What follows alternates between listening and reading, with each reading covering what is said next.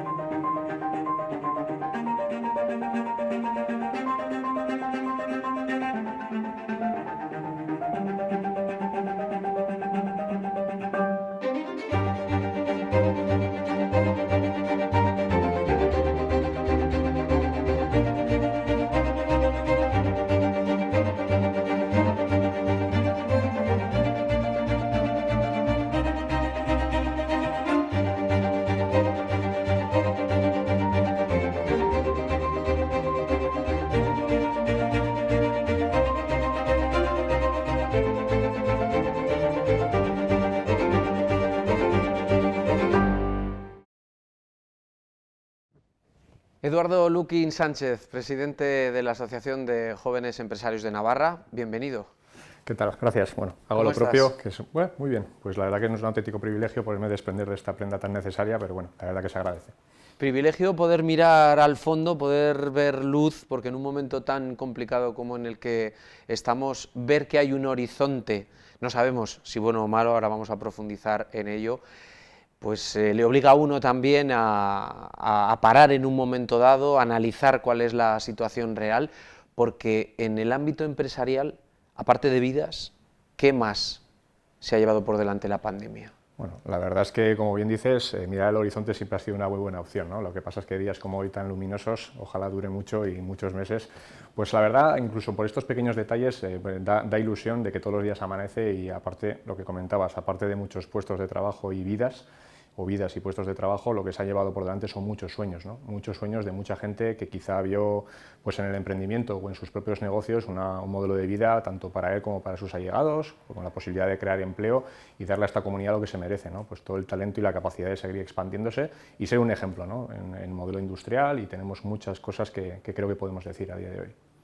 Estamos en la sede de AGE, de la Asociación de Jóvenes Empresarios, pero es verdad que, no sé si por culpa de los medios de comunicación o porque la calle también se ha percatado de ello, llevamos hablando un año de esos sectores que en un primer tramo se han visto obligados a cerrar, sobre todo por el confinamiento, pero después han arrastrado todas esas consecuencias, como es el pequeño comercio, como es la hostelería.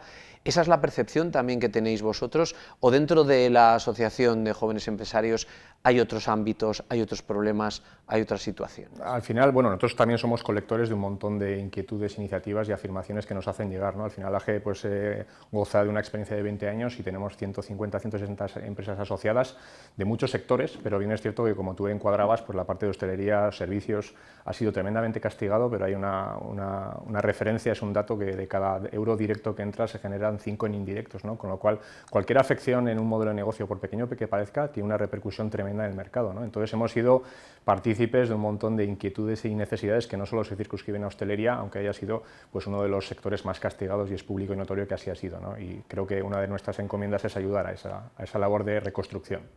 ¿Tenéis también hosteleros y hosteleras en la asociación? Sí, sí tenemos. La verdad que podemos gozar de un entorno muy plural, muy misceláneo, donde obviamente yo creo que esa diversidad nos aporta y nos arroja una capacidad de conocimiento de poder dar instrucciones operativas que vayan en aras de mejorar, ¿no? Cualquier sector del mercado, cualquier segmento, cualquier necesidad que tenga un pequeño comercio de expandirse o quizá de transformarse en un momento muy convulso con respecto a su propio modelo de negocio, ¿no? Porque quizá tiene competencias que, vistas de otra manera, pues le pueden resultar ser pues, más competitivos en este mundo que vivimos actualmente. ¿Habéis tenido que trabajar en algún ámbito concreto Pues porque los propios asociados han levantado la mano y han dicho, por favor, estamos metidos en un agujero. Bueno, yo creo que AGE, como todas las empresas, y no sería extraño mencionarlo, pues ha también pasado una cruzada por el desierto. El año pasado no fue fácil, tuvimos un cambio de gerencia ya por mayo y realmente hubo una regeneración de la Junta ya por agosto, que casi lo circunscribe a un modelo, a un momento generacional que se da. Tenemos que provocar un cambio y realmente pues a veces hay que dar un paso hacia atrás para dar 10 adelante, ¿no? Yo creo que AGE ahora mismo está con la predisposición de hacer las cosas bien. No significa que no se haya hecho bien hasta ahora, porque es una asociación histórica de 20 años, de hecho este año en noviembre se hacen 20 años, pero creo que nos debemos el derecho y el deber para con los conciudadanos de hacer proyectos estratégicos muy solventes, éticos y razonables, ¿no? Y sobre todo viables en el entorno en el que nos estamos moviendo, que es de tremenda competitividad, pero por contra en un momento histórico, ¿no? Donde van a venir muchos fondos de ámbito europeo para un montón de segmentos y tenemos que estar con el ojo y las escuchas muy abiertas, porque dentro de nuestras capacidades y competencias se derivará que esos fondos lleguen de manera responsable y ética a cualquier tipo de mercado, pyme, micropyme, autónomo, que esa es nuestra obligación, ¿no? Y son pequeños empresarios o jóvenes empresarios detrás de mesas de decisión que lo están pasando tremendamente mal, tremendamente mal. Enseguida vamos a profundizar precisamente en ese ámbito europeo del que tanto se está hablando últimamente, pero en un primer vistazo, dentro de la pandemia, cada cierre conllevaba unas ayudas. Hemos escuchado tanto al Gobierno de España como al Gobierno de Navarra poner encima de la mesa siempre ayudas concretas, ayudas directas, ayudas proporcionales. ¿Satisfechos con esa gestión?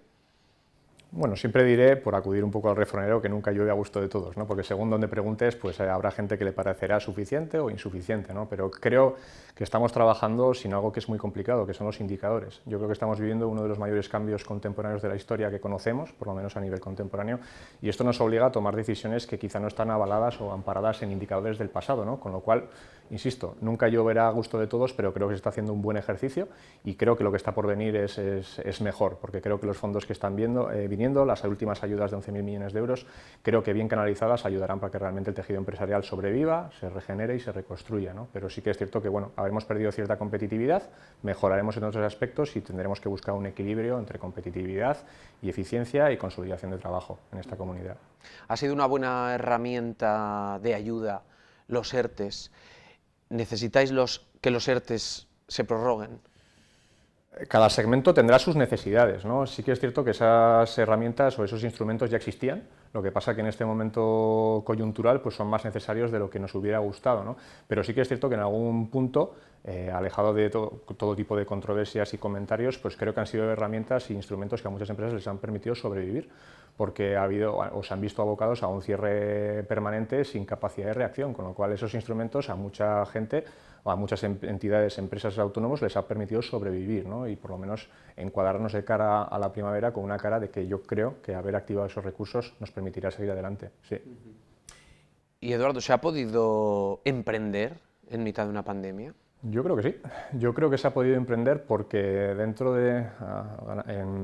a mal revuelto ganancia de pescadores. Yo creo que había muchas empresas que han hecho un pequeño viraje en sus propios modelos de producción y se han dado cuenta que en el sector textil, en la generación de EPIs, en la generación tenemos un tejido empresarial muy potente y creo que hemos podido reaccionar en algunos sectores o segmentos muy concretos y algunas empresas han salido muy fortalecidas y además se han desarrollado pues, pequeños talleres auxiliares que han permitido pues, dotar a esas grandes compañías de material necesario pues, para sufragar esta época que estamos viviendo, ¿no? Con lo cual, creo que dentro de un gran problema surgen grandes oportunidades y yo creo que, por ejemplo, parte de la responsabilidad de AGE es crear esas oportunidades, hacer un acompañamiento constante y permanente a los jóvenes que tienen grandes ideas y que, sobre todo, pues, apoyándonos en instituciones y administraciones, pues, nos ayuden, ¿no? Para que ese índice de mortandad temprano, que data del 80% del primer año, pues no se dé, ¿no? Porque la verdad que es un indicador muy negativo con el que estamos constantemente peleando.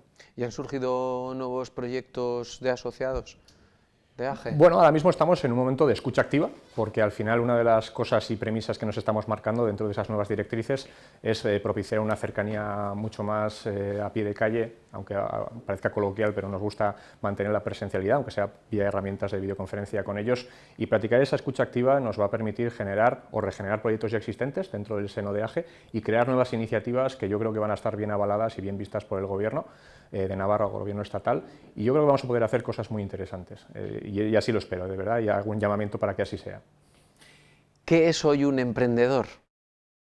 Bueno, Porque pues, yo creo que ha tenido una evolución, no sé si incluso ha sido una palabra un poco manoseada. sí, yo creo que aquí pues igual venimos de unos vestigios del pasado donde el emprendimiento ha sido muy castigado, ¿no? Casi parecía como un estigma o no tenías otra opción, ¿no? Porque todos queríamos trabajar en grandes compañías, con grandes puestos de trabajo de responsabilidad, pero creo que el emprendedor es una persona, es un artífice que tiene una gran idea y que además de esa gran idea, pues bien avalada y con resortes financieros y palancas, puede generar empleo, ¿no? Que es de lo que estamos hablando, ¿no?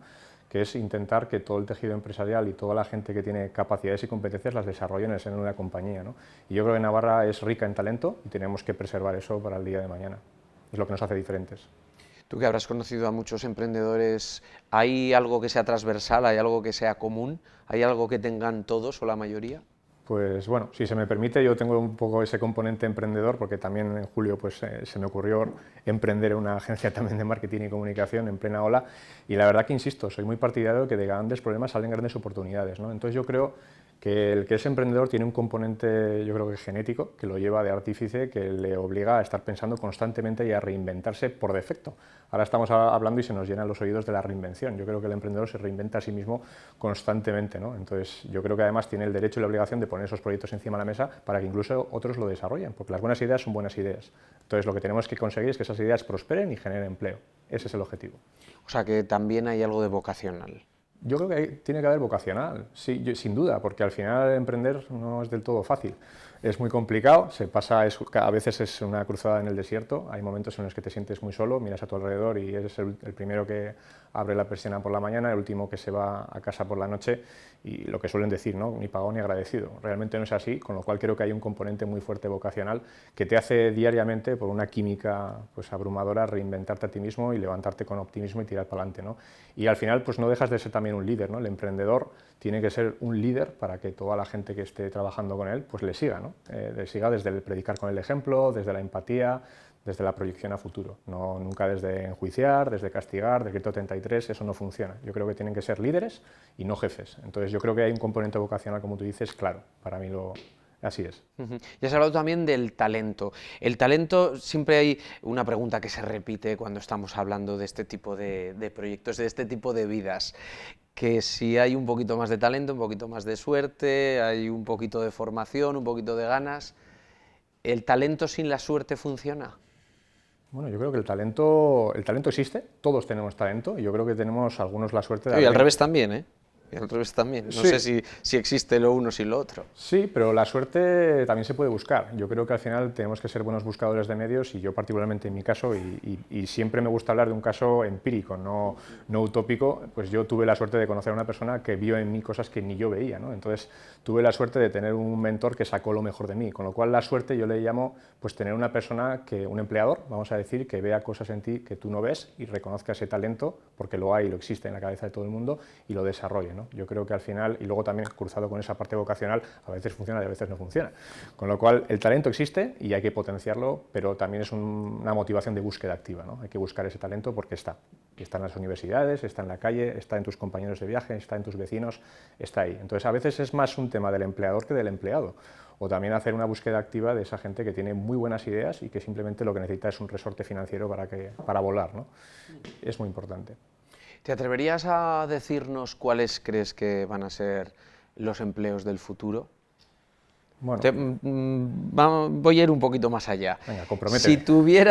Si tuvieras la posibilidad de hablarle al Eduardo de hace 20 años, al Eduardo que tenía 20 años, ¿qué le dirías que hiciera? Bueno, en mi caso tengo una historia muy concreta que viene un poquito al hilo de lo que me estás comentando. Yo cuando era joven pues pensé, o más bien mi padre pensó, en que si me dedicaba a uno de los grandes cambios disruptivos de la historia de la humanidad, pues tendría trabajo siempre. Con lo cual a mi padre por aquel entonces se le ocurrió el concepto de la informática. Entonces me compró un ordenador. Lo dije anteriormente, hace unas semanas en otra entrevista, me podía haber comprado una raqueta. Me compré un ordenador porque mi padre ya veía que algo con respecto a la tecnología iba a cambiar el mundo, ¿no? Entonces, con lo cual, quiero pensar que cualquier tipo de competencia transversal alrededor de la digitalización, y la digitalización es un concepto muy amplio, dará de comer a mucha gente y será empleos del futuro. Luego, más en específico, hay temas de modelado de datos, inteligencia artificial, big data, blockchain. Hay muchos puestos que obviamente sí están enmarcados en categorías más específicas, pero todo lo que tenga que ver con competencias digitales son los proyectos del futuro. Es decir, Si una persona se quiere ahora redirigir o dirigir hacia ese punto, ¿qué tiene que estudiar? Porque tradicionalmente ha sido la universidad la que parecía que abría esas puertas, que la FP hacía otro tipo de formación, pero además creo que en tu caso es más bien Yo rápidamente salí del colegio, Sant Cerny, en el que estudié hasta COU, me saqué la selectividad porque mis padres decían que es lo que tenía que hacer, pero rápidamente, quizá pues motivado por una mente ya por aquel entonces inquieta, me dio la sensación de que mi vertiente era la formación profesional, porque yo era una persona quizá más de práctica que de teoría, del núcleo práctico más que del núcleo teórico, y rápidamente me marqué en un ciclo de formación profesional, que por aquel entonces era Administración de Sistemas Informáticos, en Cuatro Vientos, y luego sí que es cierto que he ido completando mi formación con másteres, ¿no? Entonces yo creo que ya no es tan importante si vas por la vertiente de la ingeniería informática de la universidad, si vas por la vertiente de la formación profesional, sino que es cierto que habría que hacer una reflexión desde el punto de vista educativo de que las competencias digitales tendrían que ser un estándar de facto en cualquier carrera, ¿no? Ya no solo es ciencias o letras, sino que independientemente de lo que estudies, porque tu vertiente, tu formación, tu familia, todo lo que has aprendido, te ha generado una divergencia, una convergencia hacia esos menesteres, aprender digitalización te va a dar de comer, no solo en específico dedicándote a eso, pero esas competencias te van a hacer una persona muy competitiva, independientemente del sector al que representes. Me da igual que sea periodismo, que sea turismo, que sea sector primario, pero esas competencias van a marcar el futuro. La predictibilidad, la prevención, y todo va a tener un componente tecnológico sin duda. Un futuro que, como comentabas antes, también pasa de una manera casi inmediata por los fondos europeos, por los proyectos que puedan llegar de Europa. Estamos escuchando casi a diario hablar del Next Generation y yo me pregunto, esa siguiente generación, ¿cuál es? ¿Es la vuestra? ¿Es la de los de 20 años? ¿Creéis que esos fondos van a convertirse en proyectos reales que van a ayudar a salir de esto? Pues la verdad que escuchándote espero que así sean, porque, insisto, estoy participando en bastantes eventos y foros donde se están hablando de los Next Generation, pero no me gustaría que se quedaran con el concepto de la traducción, ¿no? Que van a ser para la siguiente generación, que ya sabremos cualesquiera de nosotros qué generación es esa. Yo creo que esto va a venir para quedarse, hay una agencia muy marcada, o sea, una agenda muy marcada, 2030, pero toda la parte de distribución de riqueza a través de fondos europeos se marca en el año 21-26, con lo cual creo que nosotros, en nuestra edad contemporánea, me da igual que estemos hablando de generaciones o en la representación de AGE, décadas desde los 18 años hasta los 41, vamos a ser partícipes de un gran cambio y una transformación digital, con lo cual yo creo que lo vamos a vivir, pero también parte de esos fondos tendrían que ir a generar un caldo de cultivo formativo en esas nuevas competencias, ya desde edades tempranas en los colegios y en las universidades, porque esto ha venido para quedarse. Es uno de los grandes cambios disruptivos de la humanidad. Se ha anticipado, creo que una década, derivado de una catástrofe mundial, donde ha generado, aparte de muchas pérdidas humanas, también va a haber una pequeña regresión social y vamos a intentar equilibrarlo con mejora en competencias laborales, ¿no? Que al final es generar riqueza y pues eso nos impedirá entrar en un ostracismo, ¿no? Y yo creo que esto es positivo. Lo viviremos todos, sin duda. ¿Crees que Navarra tiene que afrontar sí o sí un cambio en el modelo productivo? Yo creo que tenemos mucha potencia en nuestras industrias y yo creo que lo que nos ha pasado por delante este año, yo creo que como a todos los países o a todas las regionales, es no haber tenido indicadores previos preventivos o predictivos que nos hubieran obligado a pensar que quizá con una fuerte industria textil nos podríamos haber reorientado a la generación de EPIs justo en el momento en el que se declaró la situación de alarma, ¿no? Entonces creo que se tiene que hacer no una transformación radical del modelo industrial o del modelo de producción, sino quizá la adopción de nuevos mecanismos en base a futuribles que ya no son tan futuribles, porque nadie hacía pensar o presagiar hace 5 años que podía venir una pandemia, pero creo que era más real que otra cosa, que las cosas que parecen futuribles aparecen en nuestra vida de una manera inesperada, ¿no? Entonces creo que trabajar de manera innovadora, pensando en el futuro, en cosas que ya están claras que van a suceder, nos permitirían ser más competitivo. Yo creo que Navarra tiene muchísimo que decir, por ejemplo, en lo que se está escuchando muy estos últimos días, que es en todo el tema de la generación de vehículo autónomo, ¿no? Yo creo que tenemos muchísimo que decir ahí, tenemos una industria muy potente, yo creo que tenemos ahí de la Daliz, uno de los pulmones de Navarra, que es Volkswagen, que tiene muchísimo que decir y seguramente se provocará una transformación de un modelo de automoción tradicional a un modelo tecnológico, ¿no? En competencia a las grandes, ¿no? A los Teslas y a los demás, y eso lo tenemos aquí, lo tenemos en Navarra, con lo cual hay que generar un viraje, pero en competencias digitales, en cualquier modelo de negocio, que básicamente la hará más competitiva, no solo en Navarra, sino en cualquier región a la que se quiera enfrentar. Escuchándote hablar, uno piensa realmente, no sé cómo van a quedar, ¿no? Ahora en el Parlamento se debate, todos los grupos, unos no se fían de otros, no sabemos realmente cuáles van a ser los proyectos, pero sí que hay un cambio de lenguaje escuchándote hablar, representando a la AGE y la propia Confederación de Empresas de Navarra. ¿Tenéis relación? ¿Trabajáis codo con codo?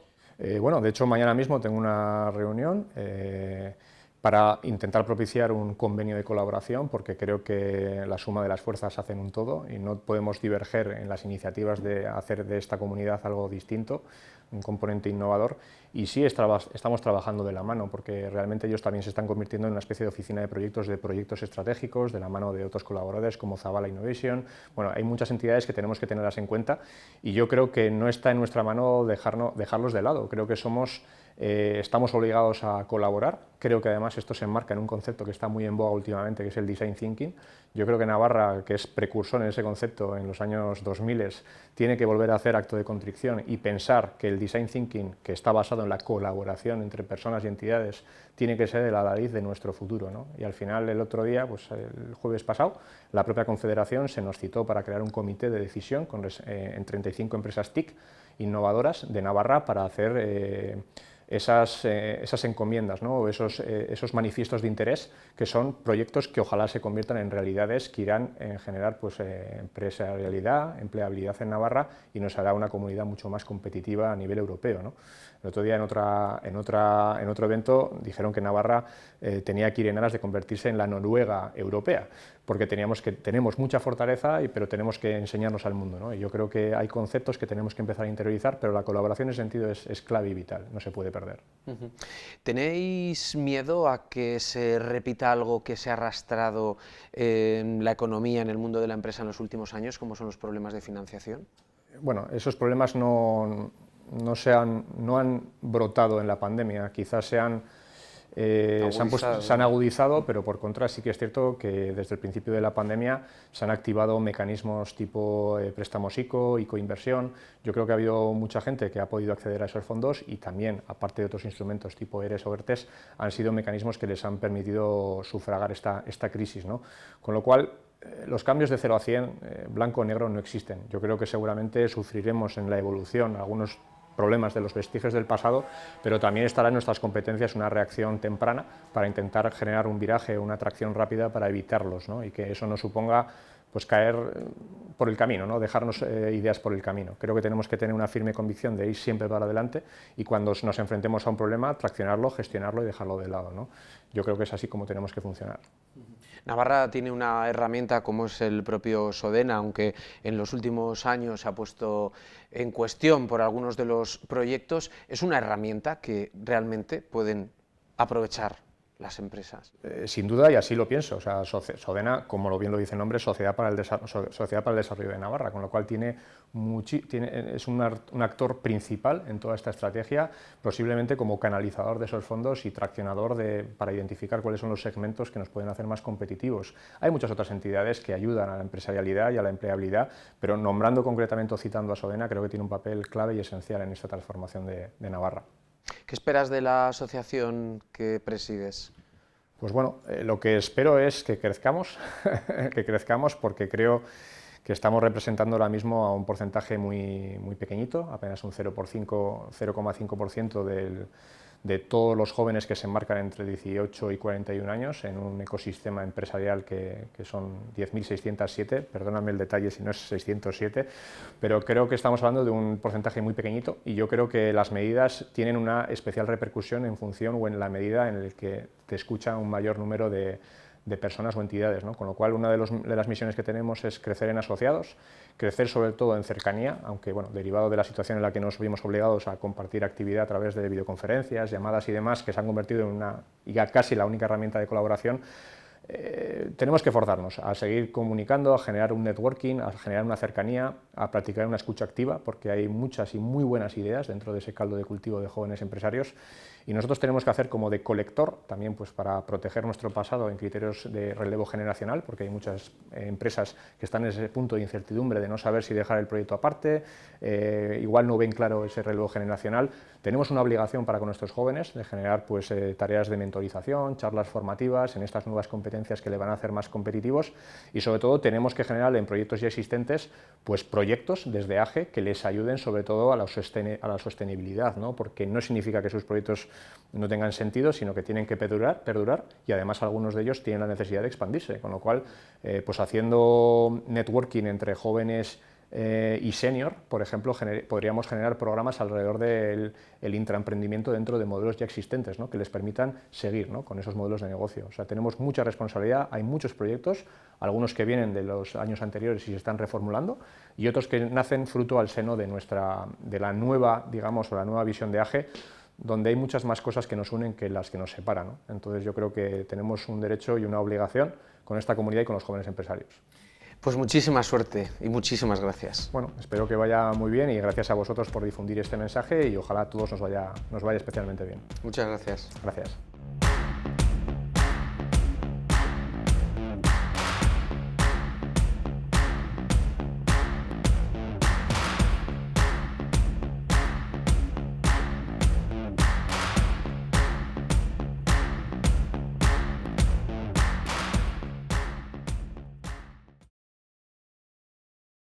¿Sabías que el 60% de tu calefacción se escapa por las ventanas? Cambia a ventanas con certificación Passive House diseñadas para viviendas de consumo casi nulo.